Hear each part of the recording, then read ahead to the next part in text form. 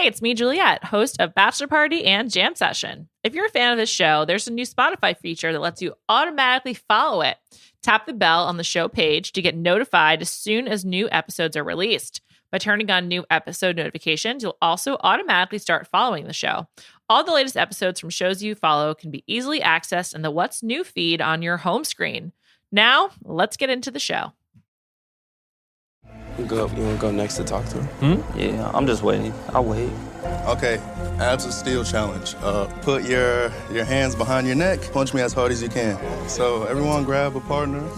Okay. All right, bro. You could be out of this. Oh, okay. All right. Oh!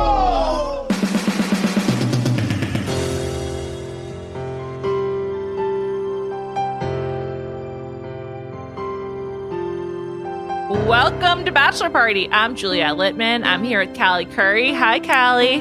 Hello.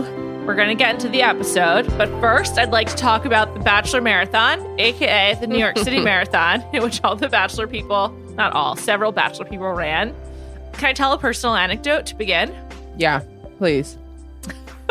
The New York City Marathon's like a thing that, though I grew up here, I've never participated in like the fact that it's like an event. I don't know. I've never like watched it, but it goes right through my neighborhood now. So I pulled myself out of bed. I was hungover from a wedding. I was just like, I gotta get some motion in my body. So I walked down to the marathon to see people running. And as I got there, like literally the second I arrived, Tyler and Matt just ran right past me. I was like, oh, this is meant to be. And it was so exciting. I like didn't expect that. It was great. They both looked very hot as they are. I don't think that many people recognize them at that point, but I think like the fact they were running is like a thing. But it was exciting. Great form on them both. Very great. After you told me that you saw them, because Apple, TikTok, whoever the fuck Sure. broken into your phone, I saw them on TikTok running in the marathon. Oh. People were pointing them out and were excited to see them. I also saw they had everyone from the Bachelor franchise that ran in it. They had them ranked from slowest to fastest. They were not fastest. They were not. No. Peter was slowest. What a surprise. And I think Dr. Joe was fastest. Oh, Dr. Joe, how great. That's nice for him. I think Tayshia and Zach also finished ahead of Matt and Tyler. Yeah. Mm-hmm. Matt and Tyler finished in, I'm looking at Women's Health. Thank you for compiling all of this. It was like 4 hours and 40 maybe? 5 hours, which I think is quite slow, but they were whatever. running quite slow based on the TikTok. Like it seemed like they were just like, jogging it out for fun. Neither one of them seemed out of breath at all. Well, that's good. I think Tayshia and Zach did 4 hours and 40 minutes. Oh, that's what I remember. Okay. And then Dr. Joe finished it in 3 hours and 21 minutes. Yeah. Peter, 5 hours and 16 minutes. And Dustin, 4 hours and 21 minutes. So Dr. Joe really crushed it. Wow. Yeah. Good for him. That's great. Also, he did it like for charity. He works with this charitable organization called Achilles, where like he's paired with, I think, someone who I believe is blind. And so he's like a guide, like runs with them and everything. So Dr. Joe continues to be a great guy. Yeah, seriously. It's kind of funny that it's like a Bachelor adjacent event. I mean, congrats to all of them. I can never run a marathon. I can barely get myself to watch the marathon. So Tayshia and what's her husband's name? Zach, fiance. Zach seemed to be like kind of goofing off too, like not taking it seriously. Seemed totally had all his breath. He was running backwards at one point. Oh. Him and Tayshia did like a little kiss for everyone. That's cute, I guess. I can't believe they're still together. I mean, I don't see it, but like they seem happy, I guess. I guess it works. On that note, let's talk about this episode. I just want to share an observation, which is I feel that Tayshia is like kind of being phased out of the hosting. Like at the times when Michelle is upset, it seems like Caitlyn is the one who comes in to talk to her, like in the middle of the episode. I was thinking about that, but last season, didn't they do the same? Well, it seems like it's always Caitlyn. I thought they split it a little bit more with Katie, but definitely was Caitlyn. Definitely was Caitlyn when Katie locked herself in the bathroom with her with her vitamin gummies outside. Maybe Caitlyn's better in those situations. She definitely seems like the more liked one. From Michelle? Or in general? in general. From everyone. Well, Caitlin's like back to doing these live shows. She's like doing her podcast on tour. And I saw on some social media her and Becca with the crowd behind them. I saw that. There were so many women there. I was blown away. I hope everyone was vaxxed. I mean, please. Oh, I don't know where it was, so I don't know. I think it was in Minneapolis, actually. I believe that's where she started. So I don't know. Would you go to their show? Would I go or would I pay? I would go. I wouldn't pay. So, you would go though? Yeah. I went to the Bachelor. Remember when the Bachelor did the live tour? I went to that. Which I was walking down the street yesterday and I saw an advertisement for it in April 2022. So I guess that's coming back. Like, what do they say? I don't really. Becca? Well, I think Caitlin, you know, she's a podcaster. She's like us. She's in the industry, a colleague. So should we do a live show? Yeah, we definitely could. Yeah, I'm sure people would come. I think at least 5.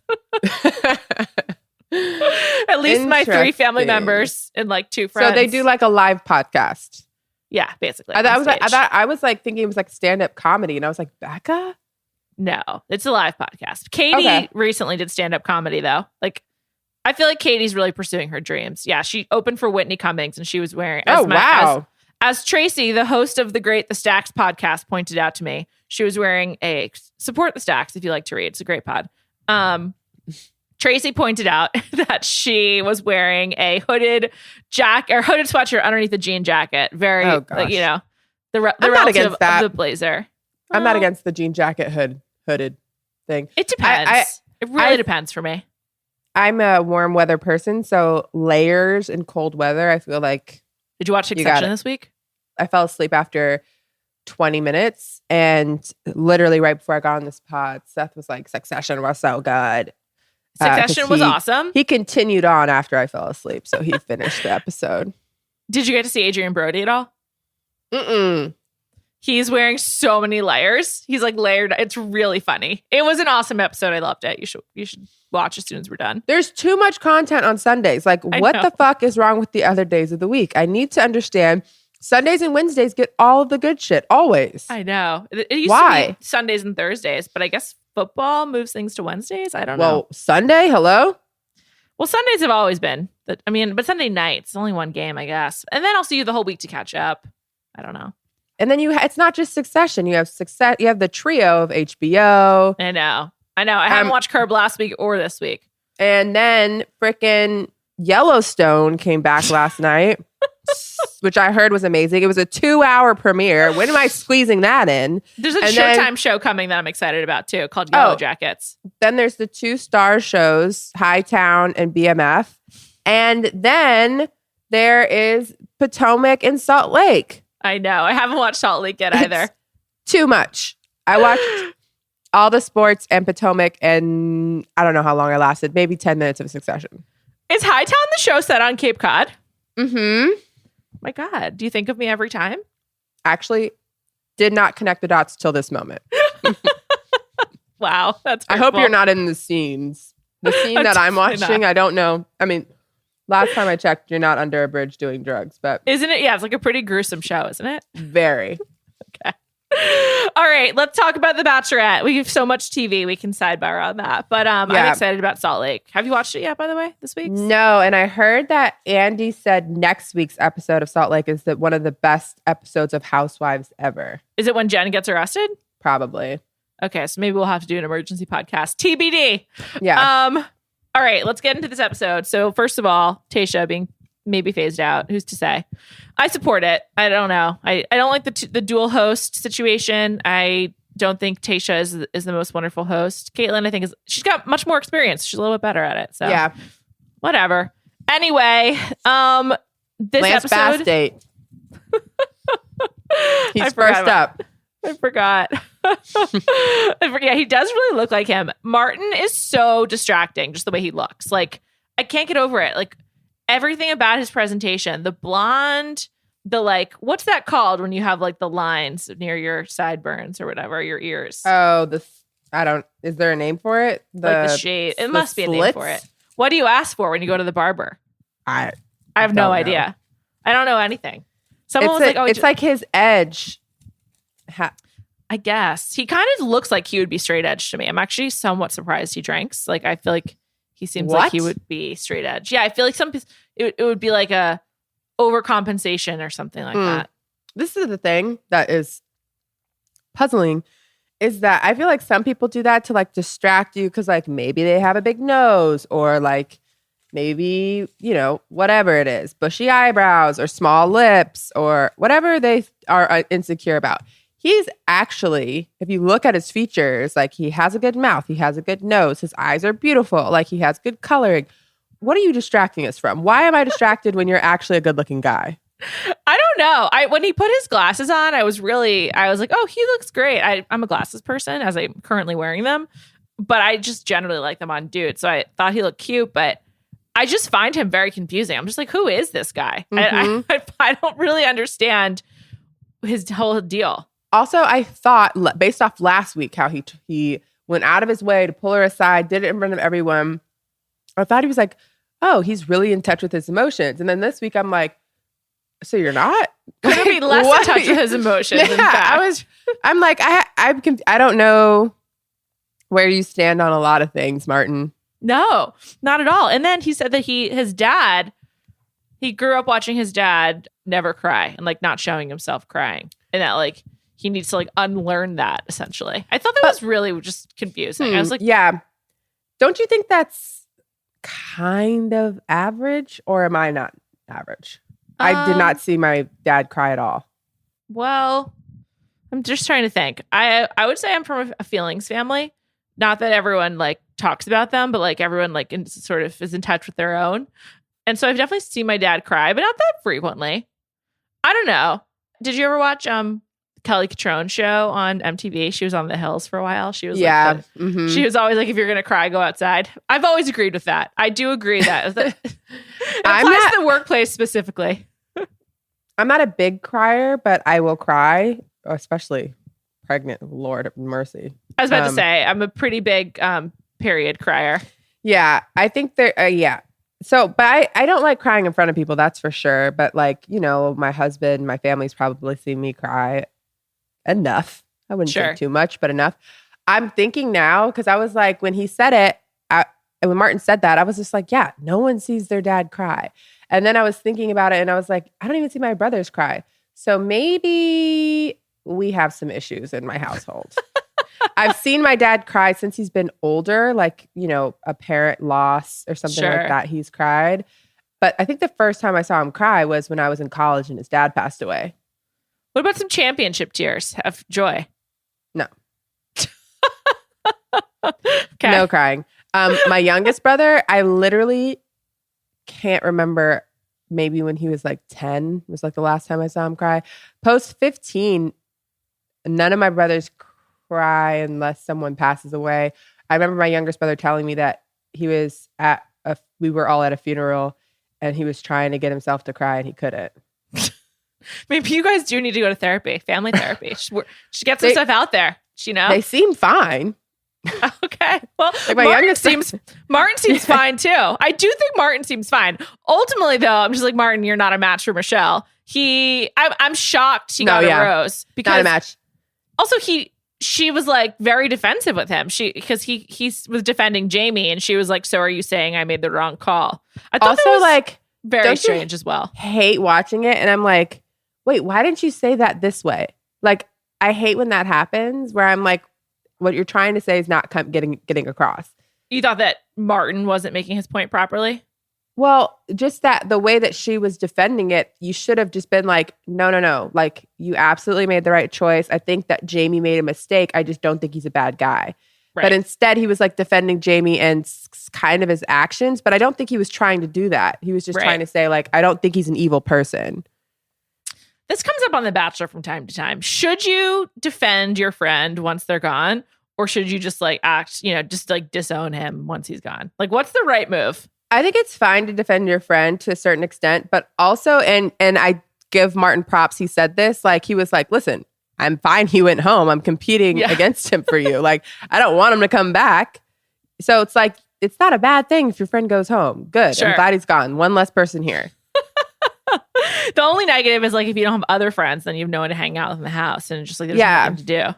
I But- just think that you can defend your friends, like, you know, like integrity, or like you don't want people bad mouthing him in front of you. So like you can say like, guys, he made a mistake, whatever. But you're not, especially to the Bachelorette, we're not trying to get him back here. Yeah, I thought it was kind of where he brought it up right away. I believe he brought it up, not her. And he like went out of his way. Maybe we didn't see it, but it seemed like he went out of his way to defend Jamie. Yeah, because she was annoyed with kind that. of unnecessary. Yeah. To me, I think defending him isn't as much of an issue as like, why are you wasting your time talking about Jamie? Like, talk about other stuff. But on the other hand, so much of like socializing is like talking about people you know. Like, it's just like stuff you share in common. So maybe he just didn't have a lot of other topics prepared. Because I do find that like when you're in friend groups, you like talk about each other, both positive and negative, right? Yeah, for sure. Which what you just said just made me think about something. Especially since you're dating. Yes. When you go on dates, do you prepare with things to talk about? Kind of depends on the person. I would say I would say I prepare less for dates and more for like obligatory like lunches and like dinners and things like that with like people I know. I like awkwardness and I don't mind asking like weird questions, which maybe is why I'm still dating. So I don't have a big problem with it. Also, not to brag too hard, but I do feel like I can talk to anyone. So I'm just sort of like, whatever, it'll be fine. But if I'm having a bad time, then I'm like, I don't know. I also feel like on a first date, like everyone has like bits, right? You just like, you say the same things on so many first dates or whatever, explaining yourself or whatever. I don't know. Yeah. Also, I think within like 10 minutes, I could tell if I'm interested in like having a second date or not, like pretty quickly. I like feel it or you don't. At least that's how I feel. There's been like a few parties I've gone to that like I didn't want to go to, but I had to go to, and like just knew it was going to be awkward. And I would just like write down like 20 like events happening or something, like just to like have something to talk about. So like current events or like yeah, like just random topics that I'm like, everyone has to know about this. Bring that up. My family is very, very like topic focused and like issues focused. Like last night I had dinner with my family and we talked about the supply chain issues and like how you'd restructure the economy in the US in relation to China and like things like that. So I would say I'm like preternaturally prepared usually for those kinds of things because it's like a way of life in the home I grew up in. Yeah, I feel like I wouldn't go that route, but more so like, yeah, wow, did you see the Travis Scott concert this weekend? Like those, you know?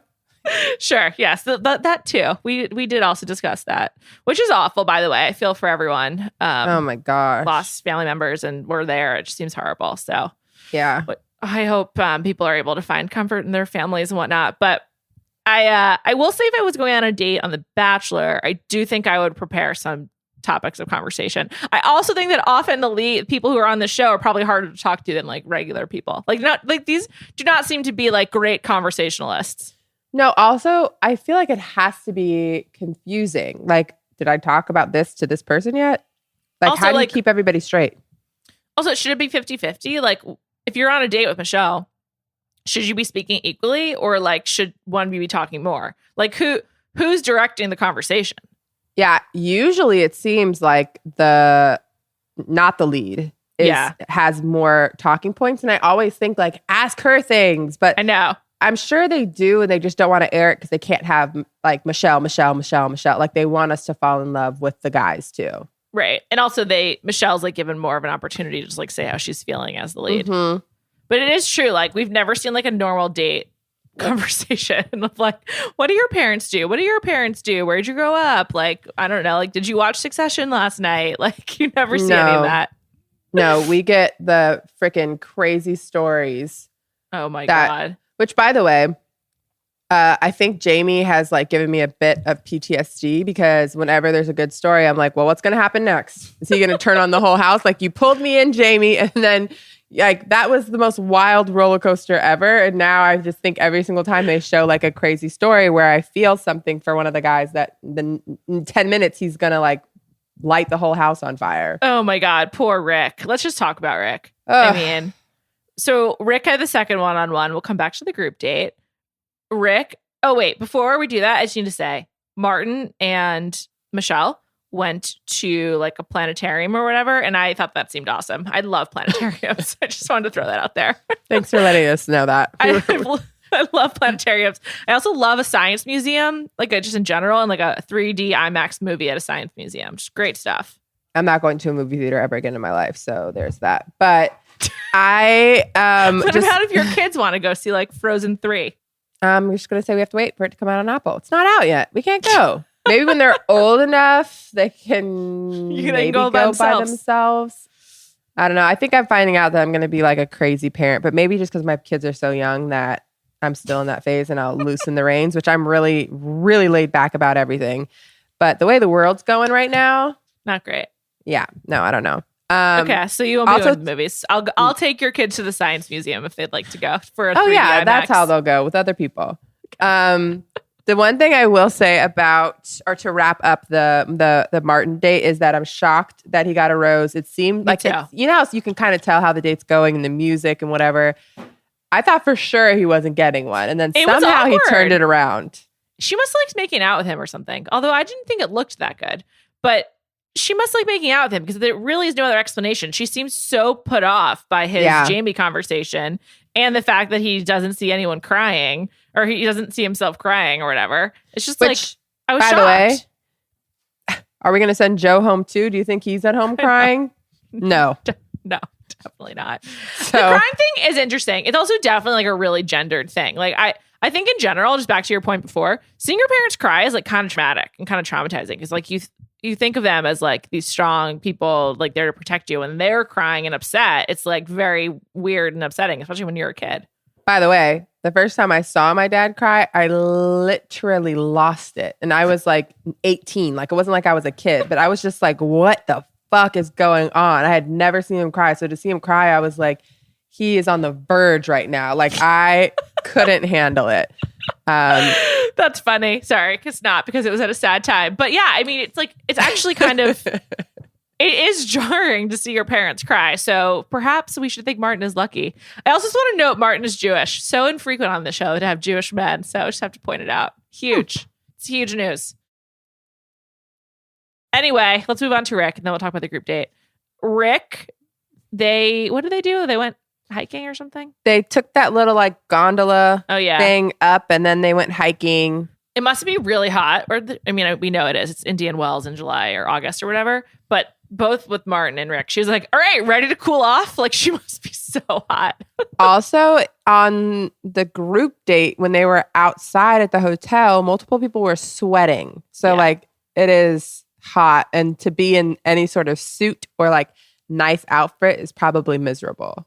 I'm actually not ready to move on from Martin. I forgot a few other things. Did you notice how still and awkward that hot tub was? Like the water was like incredibly still. They just were sitting literally in a bath. It wasn't a hot tub. It was just like, and it's hot out. So like it must have been disgusting. Sitting in a hot tub in hot weather, it's gross. I think I've described I'm not a big hot tub person in general. Yeah, it's definitely like a bacteria container. Yeah. Gross. Especially any sort of public hot tub. I feel like we've talked about this. They force the hot tub every season. They didn't need to do it this time, though. Like, just take them to like also, a pool. They had plenty of things in this date. They didn't need to add that on. They had a ton of content. I know. Also, this is not the first drifting date, but I still don't really understand what drifting is or why one would want to do it. I don't. Even as a Formula One fan, I don't get it. I was thinking about him, how he was like spinning around, and I was like, oh, I would be throwing up. This is the worst date ever. Also, 2 dates in a row where people are spinning around. Yeah. Like, give it a break. The season of motion sickness. I guess they're trying to like, get them off their marks. I don't know. Hope no one has vertigo.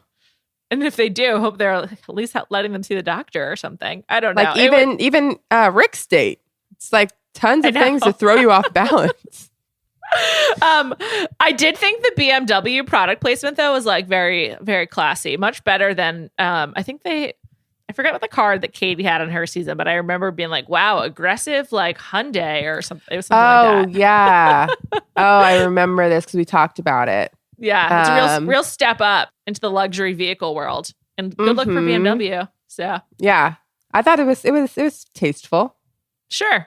All right. Now we can actually talk about Rick. Sorry. That's the end. Martin, congrats. We're shocked you got a rose. Okay, Rick. So they went up in the gondola and then they're doing some hiking.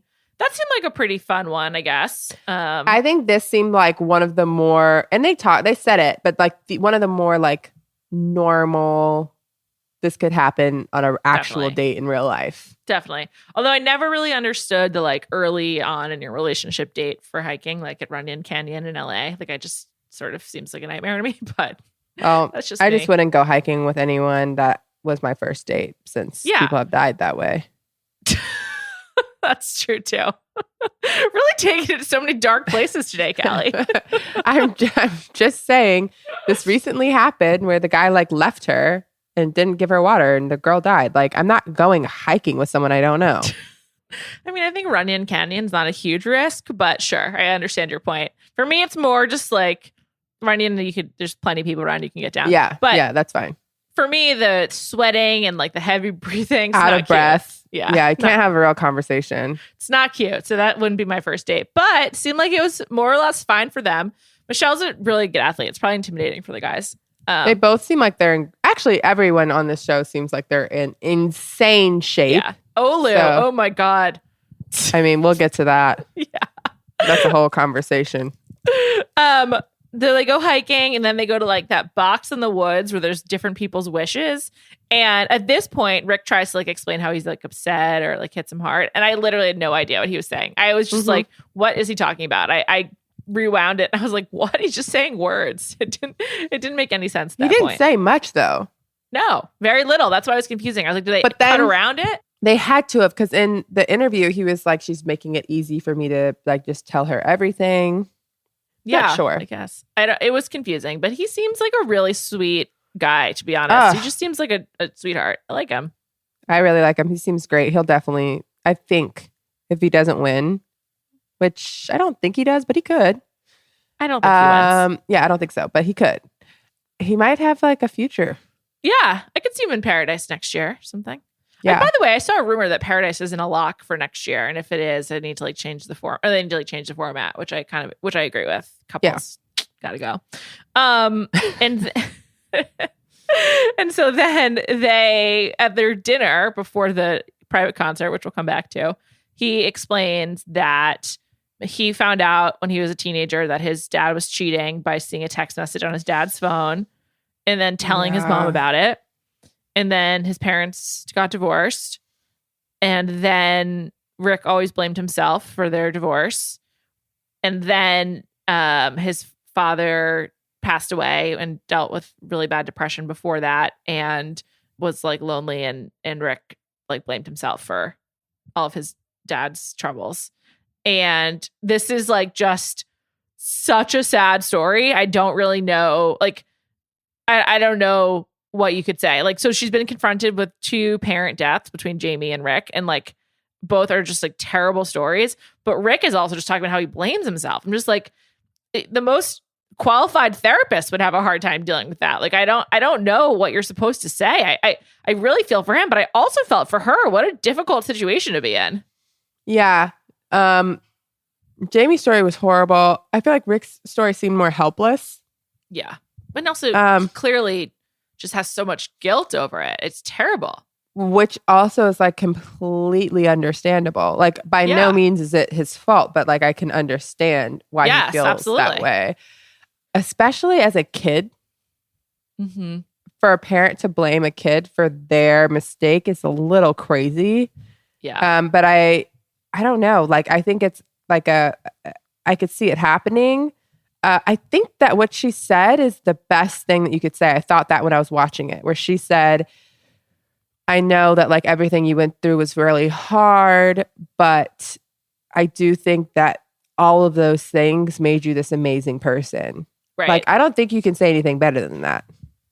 No, and he seemed to feel really comforted by her. So she and in the moment made him feel good. Yeah. Wouldn't you just be like, I'm so sorry? Like, I would not think to say that. Like, I feel like maybe her slow talking worked in her favor because she got to like think it through. She was like, I know that what you've been through. Like, she got to think while she was talking, which is like a real strategy. It's like a good speaker strategy to take your time. So that you're able, which I would say I do the opposite of. I like rush to get my words out. Like there's like some time expiring, but as a result, she does sound, like very composed, and whenever she's like addressing a group, she really does like take her time and like commands a lot of gravity, I think. But By the way, yes, she should teach a class of the housewives. Like, think about how many things would be saved if people thought about what they said before they said it.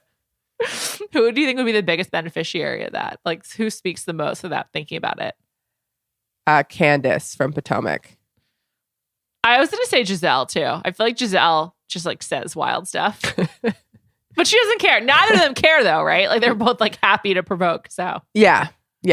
So, by the way, both on Potomac. That's a good, shout out to Potomac for giving us great content. also, I noticed that Michelle had excellent handwriting. I don't know if you caught that, but they were like writing that, and I was shocked. Wait, Juliet. Yes. I have to show you what I have written down in my notes. I can't wait. Hate Michelle's handwriting. Oh my God.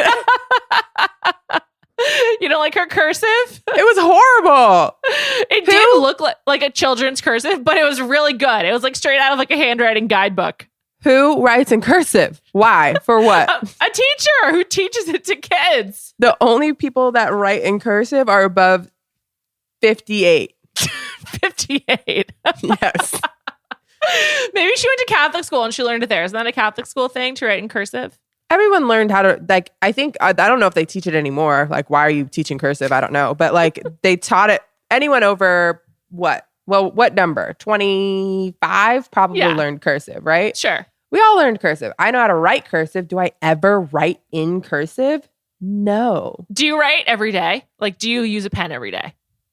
5 days a week, 4 days a week. Okay. I do every work day. I do as well. Yeah. I make a to-do list every day. When I'm not on maternity leave, I write every day. Yeah. I make a to-do list in a monogrammed notebook that I buy for myself.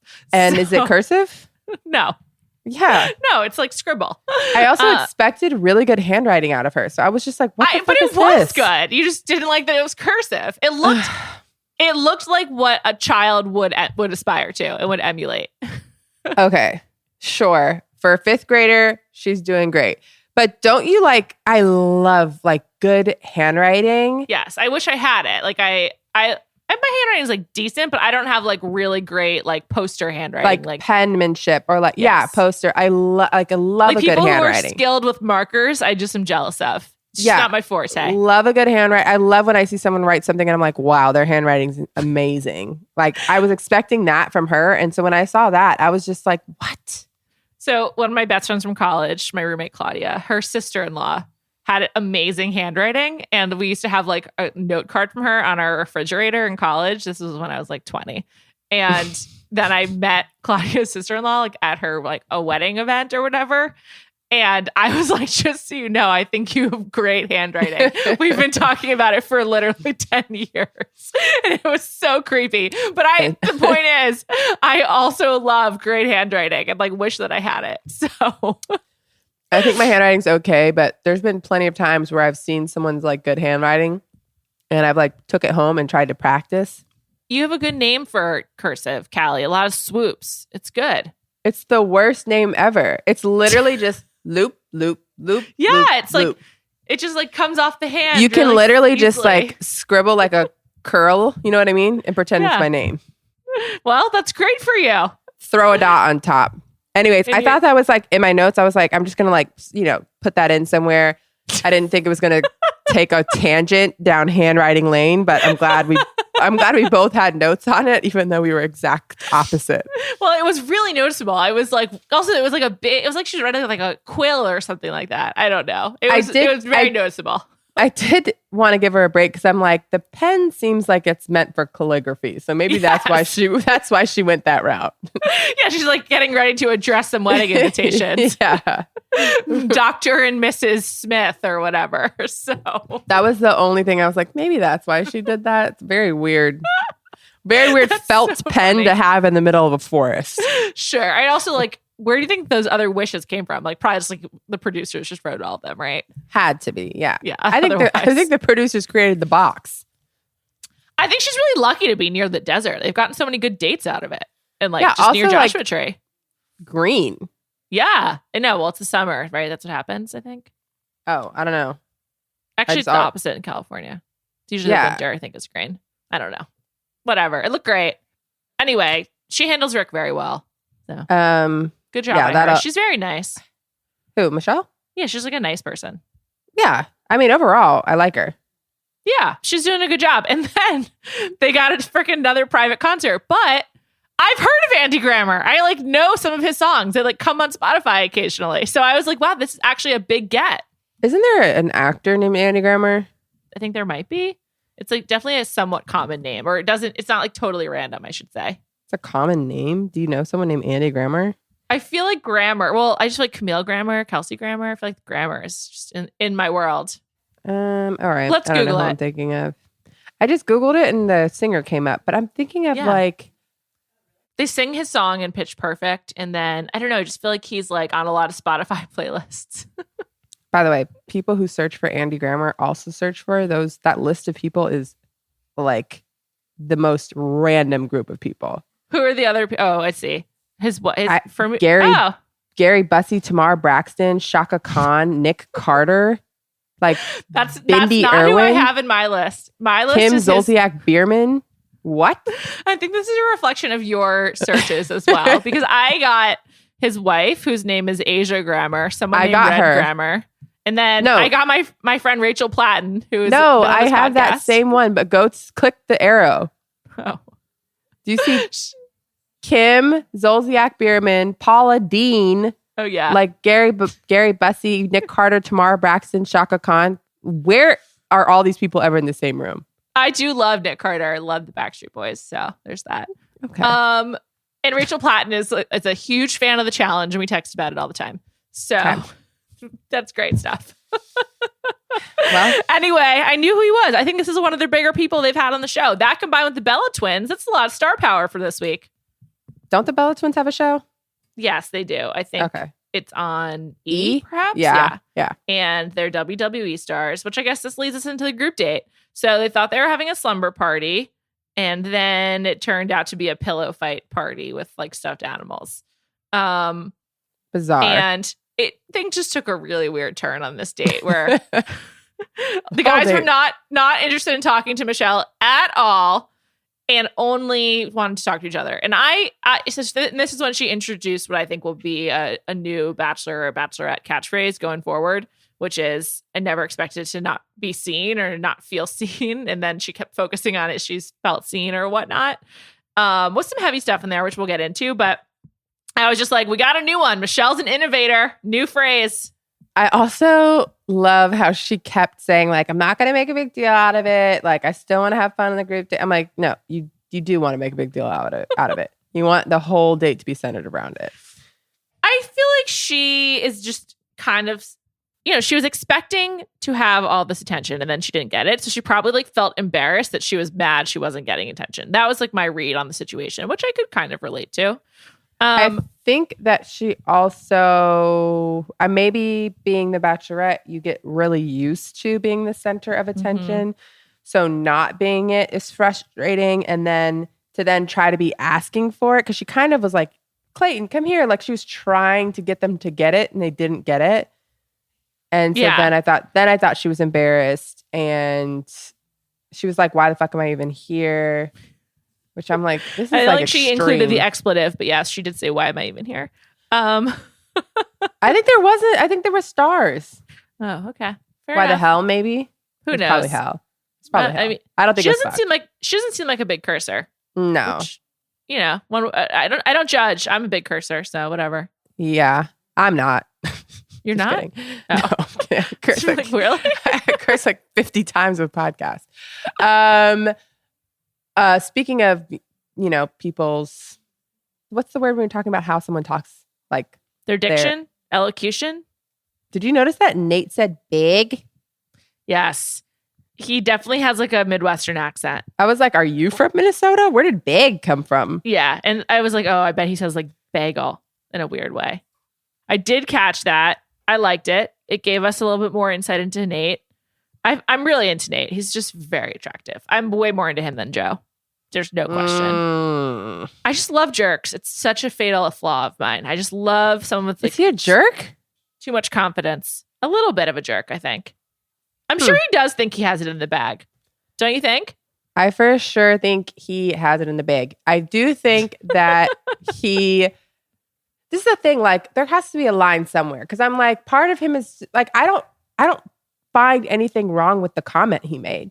He thinks that he has a strong enough connection that like, I'm not going to worry about it. It's going to happen when it's going to happen. It's going to happen because we have such a strong connection.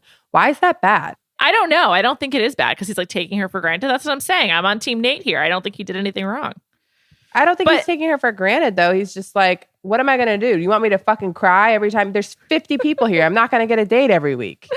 Let's get back to the guys not being interested in talking to her because I feel like I've experienced that. Where like, I don't know if this ever happened to you, but I feel like in college, I would like go to like a fraternity house and like the dudes would like just want to play video games or just like drink beer. And like, I just like, why aren't you trying to like include us? And I was just like, I was like, and it made me feel bad. So I related to her, but I also don't think she's wrong for being offended because if they're not like jumping at the chance to spend time with her, I would be like, what is the problem? Like why aren't you trying harder? Cause that's the whole reason why they're there. Maybe they're just like sick of the competition. I don't know. But I didn't think her response was actually that weird, even though I do think like I would be embarrassed to have that response on television. I don't think her response was weird because they absolutely were not focused on her whatsoever. No. I think they kind of were having like a really good time. It was great time, it seemed. It was pretty weird. Also, they were having I know they're like trapped in the hotel, but I'm like, they're having a really good time doing nothing. Like, let's play Duck, Duck, Goose. Should we get Michelle? No, it's okay. She'll join us. Like, y'all want to play Duck, Duck, Goose that badly? They're down for like literally anything. They're like happy. I mean, they're wearing pajamas. It's like fun. They were hitting each other in the chest. Okay, let's talk about Olu. So, apropos of nothing, he got Clayton to punch him in the chest as hard as possible, and he didn't flinch. I mean, first of all, the whole thing was just, I'm like, was he trying to show off his body? But then like, yes, he was. But then it didn't seem in that moment he was, because he was like, oh no, Michelle, you can go like sit down or something. This is for the dudes. So I'm like, that was so weird. I was like, who are you showing your like body off for? excusing her. Excuse you. Don't need you here. And like the funny thing to me is I was like, I don't even think he's trying to be rude. I think he's like, no, of course I don't want to punch you.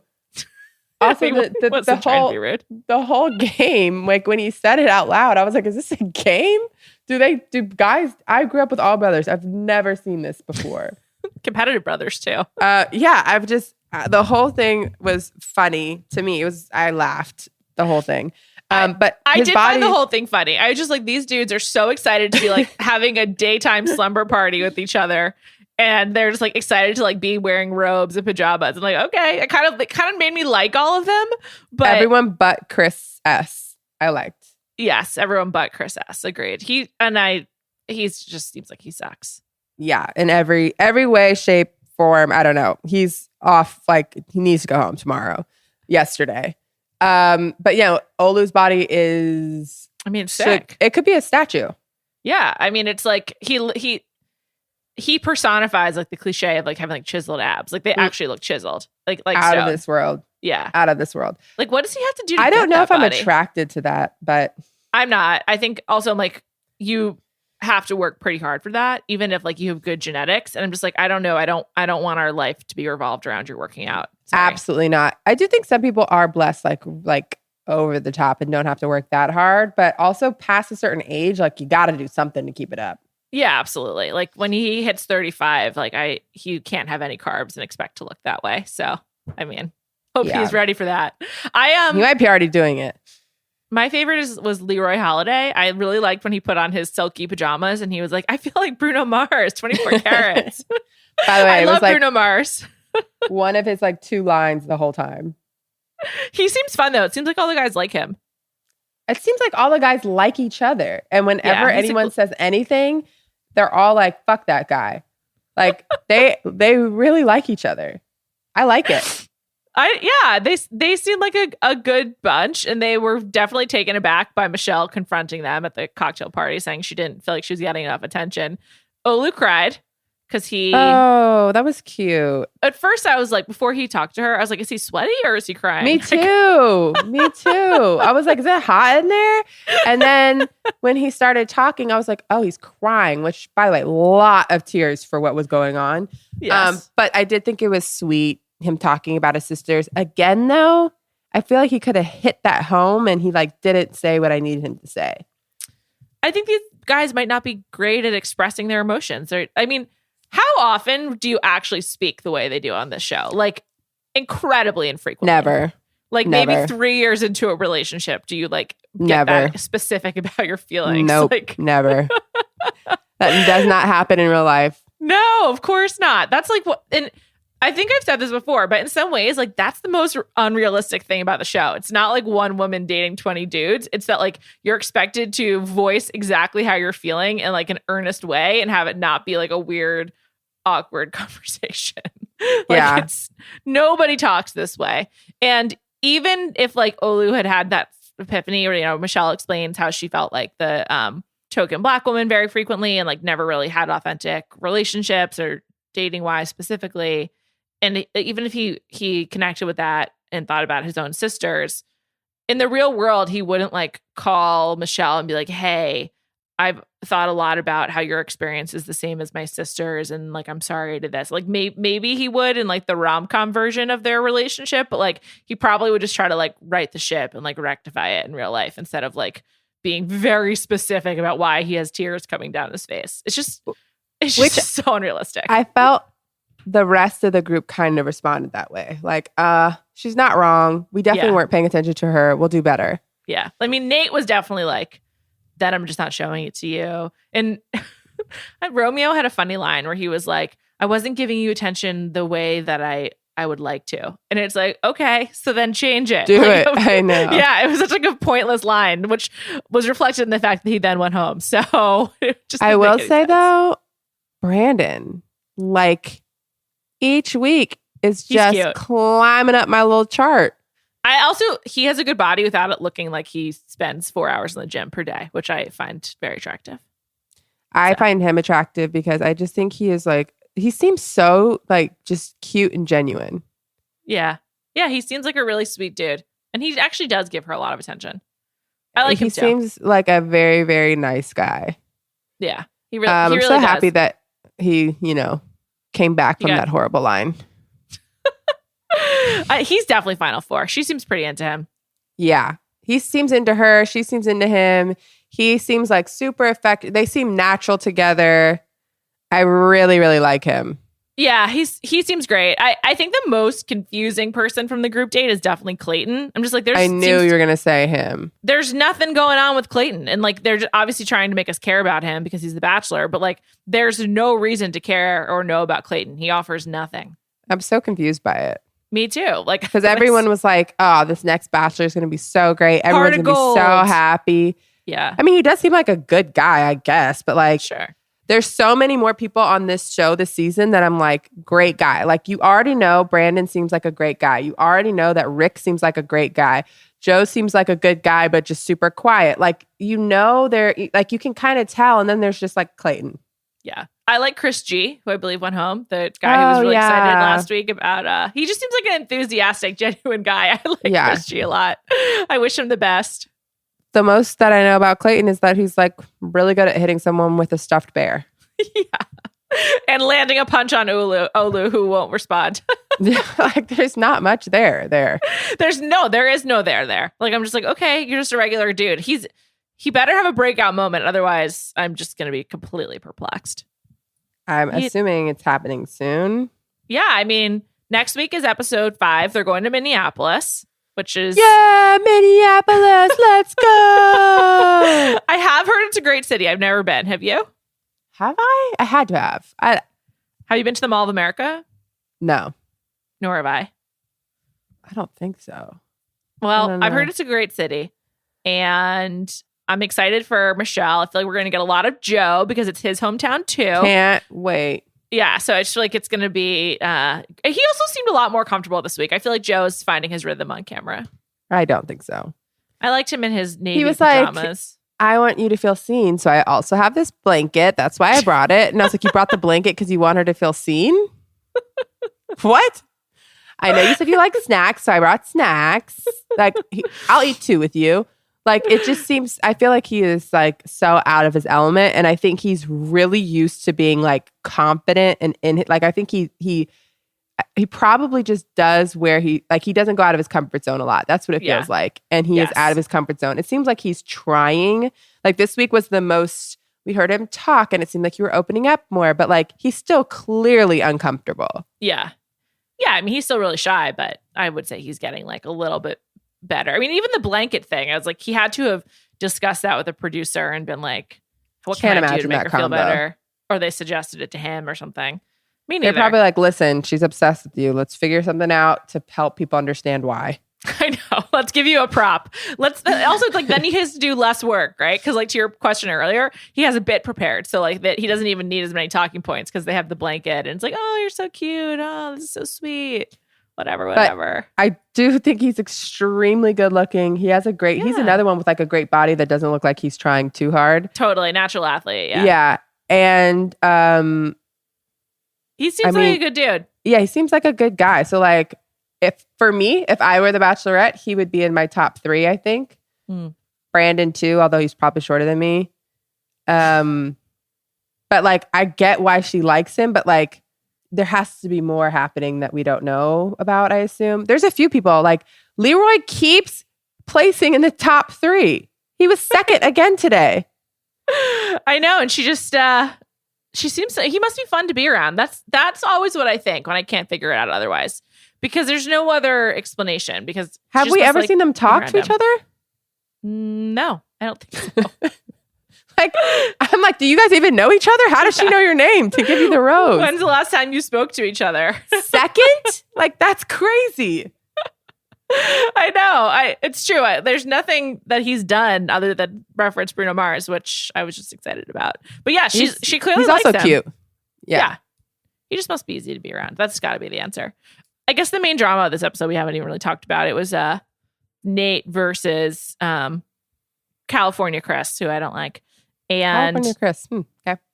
That's because he's the West Coast commodities broker, and I just think that's really stupid. That's how I think of him. Oh, okay. He's from West Hollywood. I think he's Chris C. Or maybe Chris S. for Snake. Oh yeah, S. My bad. Chris S. for Snake. Nailed it, Romeo. Romeo's off the show now, so I'm very hoping he'll be coming on this podcast. Hoping. Just so we can discuss about our names. I have no other talking points prepared. And Chris basically said that Nayte said that he had it in the bag, which fine. I would not be mad about that. I would be like, yeah, you need to work for it a little bit, but like, I don't know. I just, what's wrong with saying that, as we discussed earlier? I feel like Nayte should have been like, I said that because I feel like our connection is so strong. Not, I said that because obviously I'm so great and that's why I think I have it in the bag. You know what I mean? Like, it's a testament to you, Michelle. I feel this way because of what we built together and stuff like that. But he's saying he didn't even say it, so I don't know. I wish that we got to see all of these like accusations playing out like they do on Housewives, where like how they'll go back and be like, you didn't say it? Well, let's roll the tape. Exactly. They'll always catch you in your lie on Housewives, and I love that. I thought the way that Chris spoke about it was rude. Like she came down the stairs and then just like interrupted her and spoke to the group, and I'm like, it's not your place to do go and have a really aggressive. Like, where did that come from? He was not aggressive before, and now he's just like, I don't know, showing out. I don't know. I have to assume he's like, it's a rose night. I've literally never spoken to her. I got to do something. So I either like, if I don't do anything, I'm going home. If I do something, I could go home, but I could also stay from doing it. So let me just do it. It seemed like he had been like saving this. Like, it's almost like he was lined up by the producers after Jamie left. Like, who's going to be the troublemaker now? And they picked him. Yeah. Also, every single guy was like, ugh. I know they all hate him. He's the only one they didn't like. If the date had only been him, like he was like on a 2-on-1, Michelle would have gotten all the attention for sure. But I think that that says a lot. Like if the guys would have been like, well, you know, he's a little cocky. I would have been like, ugh, Nayte. But every guy was like, what the fuck, dude? Yeah. Yeah. I know. They all are definitely on his side. And Nayte seems like another great hang. So, of course they are. And if none of them are saying he said it, I'm like, did he say it? Did he happen to pull you to the side? I love that Brandon pulled him to the side and was like, dude, that was not a good call. Also, you could see like coming back from a date or from like conversation, just being like showboating a little bit. Like, that's okay. Totally fine. Just feel like we're really in the alternate universe with the show this week. That was like one of my main takeaways. It's like, this is all so just warped, but that's the show. We're inside the Matrix, the Bachelor Matrix. And again, Nayte didn't defend himself well. I was like, Nayte, say this. Like, he was just like, okay, I hear you. He was so ready to go back and like fuck Chris up that he couldn't continue on with the conversation with Michelle. I also was thinking that he's probably not used to being called out like that. Like, I actually liked that Martin was like, I don't mind being called out. I thought that was kind of cute how he handled that. Whereas I feel like Nayte just sort of like moved on, to your point. He was just thinking about settling the score. Yeah. I don't think that Nayte was prepared for her to be like, yeah, also he said it was you. Right. He was like, wait, what? What the fuck did that dude say? Like, I feel like that's all he could focus on was like, he was talking about me? Like, you know that Nayte must be like a clear front runner then, just from the guys in the house, if Chris targeted him. Just, it's sort of like, oh yeah, it always happens. Yeah, just like feeling threatened and like whatnot. Joe, although Joe didn't have a single reaction at all. Joe seems both shy and like the most confident man in the world. Like, he's just it's like, I don't need this. It's like quiet and extremely confident. But it's funny how it still comes through because he doesn't talk that much. I know. That's why I'm like, he's so uncomfortable. He's nervous, blah, blah, blah. But in the same time, you're like, he's also just like, whatever. Smoking hot. You're just like, okay. Just like quiet, confident like, in the corner. I'm pretty sure I'm still good. I'll start talking when I feel like it needs to happen. Yeah. It's just like he's going with it. Nothing seems to stress him out. He just keeps his composure. I don't know. The fact that she sent home Chris G but kept Chris S was very upsetting to me. And this seems like the only one where she probably got talked into keeping someone. But I guess if they'd gotten rid of him, I don't know what they would have left. There doesn't seem like there's anyone else that would start drama. I know. So like all the other guys are pretty I was thinking this during the group date, like when they would go up against each other, I knew who I wanted to win. Like I had favorites. Like it seemed like I really have like a good feel of the guys. I knew so many of their names. Yeah. At this point, like I feel like we're at the point now where we know who. The only other person was Will, but he went home this week. So like she had to keep someone around to stir things up. I was actually surprised Will went home, although he went really, really hard in the pillow fight. So perhaps that was why. Oh yeah, he did. He did. R.I.P. It was very aggressive. I'll miss him a little bit. He was kind of fun. But yeah, we'll see what happens next week. It seems like Minneapolis. Yeah, I was like, shut up. No one is excited to go to Minnesota. I'm excited to see how they handle the heat. Joe's smile when she said Minneapolis, I was just like, this shit is done. They're getting married. I mean, although the previews for next week, I don't know what's going on. You know, they trick us all the time, but it seems like Joe might be a little emotional, something happening. Yeah. Lots of tears. Oh, God.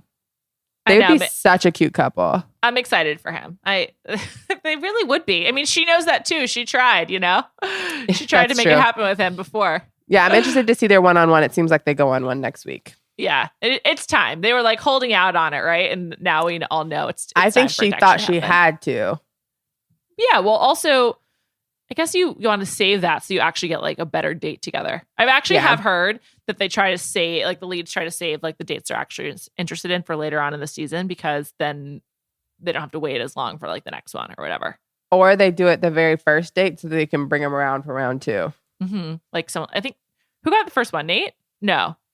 Was it Jamie? Jamie. R.I.P. Bye. Bye, Jamie. All right. I think that's it for today. Kai McMullen, thank you for producing this episode. I'll be back on Thursday. Hopefully we'll have Romeo on. Probably not, but let's hope. Maybe next week. And we will talk to you soon. Adios.